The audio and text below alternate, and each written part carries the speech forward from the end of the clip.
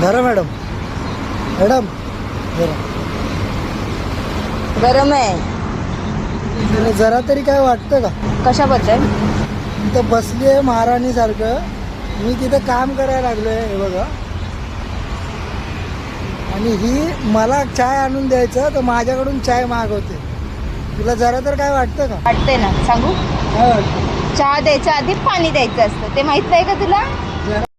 जरा तरी हे माणसाला यार. पाणी दे आधी मला.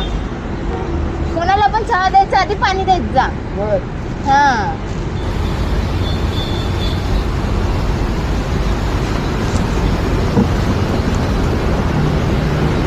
पी पाणी पी. थकली असशील ना बसून बसून.